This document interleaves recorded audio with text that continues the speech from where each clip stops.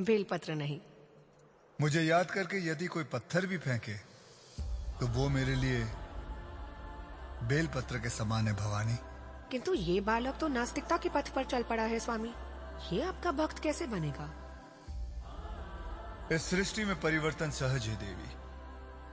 बीज को देखकर ये कौन अनुमान लगा सकता है कि ये इतने बड़े वृक्ष में बदल जाएगा?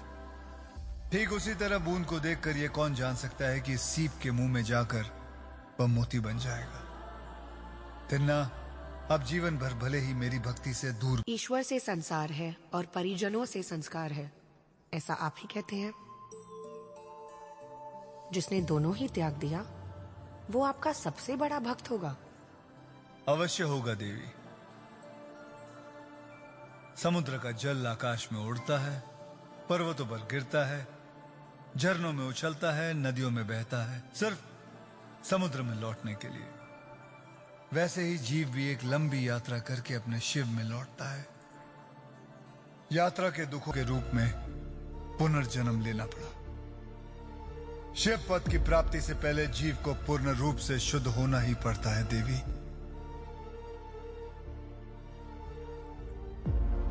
क्या इस जन्म में उसे आपके चरणों में स्थान प्राप्त होगा नीलकंठ? नीलकंठ हूं मैं देवी। तेनाडु के सारे विष पीकर उसे संपूर्ण शुद्धि प्रदान करने के लिए तैयार हूं। प्रतीक्षा केवल उस क्षण की है जब तेनाडु ये जान लेगा कि मैं अमृत हूं। मैं भक्ति है शिवांगी, किंतु हृदय में भक्त होने का अहंकार है। उसे तो स्वयं हमारा परिचय नहीं, वो संसार से हमारा परिचय क्या करवाएगा? लेकिन तेनाडु करवा सकता था। आज महाशिवरात्रि पर तेनाडु ने यदि एक बार शिव के नाम का उच्चारण कर लिया होता तो वो स्वयं भी मुक्त हो जाता और वायुलिंग के दर्शन का लाभ भी सारे संसार को दे पाता। तो क्या हम उसकी सहायता नहीं करेंगे मृत्युंजय? पत्नी का आदेश है, मानना तो होगा ही। किंतु तेनाडु कर्म से बंधा है भगवती, और उसे स्वयं ही उस कर्म को तोड़ना होगा। अंधकार में सांप भी लटक रहा है और रस्सी भी दुर्गे। जो भेद जान लेता है उसके लिए सहायता सदा ही उपलब्ध है। जो भेद नहीं जान पाता उसकी कोई सहायता संभव नहीं। यदि आज वह अपने मुख से शिव नाम का उच्चारण नहीं करेगा।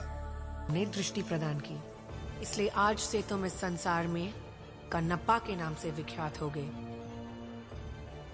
मैं प्रतीक्षा कर रहा था कि तुम कब मेरे सामने समर्पण करोगे, किंतु तुम्हारी अनन्य भक्ति ने आज मुझे तुम्हारे सम्मुख आने पर बाध्य कर दिया।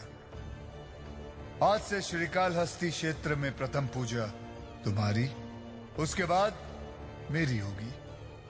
तुम्हारी भक्ति की ऊंचाई सारा संसार जाने, इसलिए मैं तुम्हारा मंदिर स्वयं अपने मंदिर से भी ऊपर ऊंचे पहाड़ पर स्थापित करता हूं। स्वामी,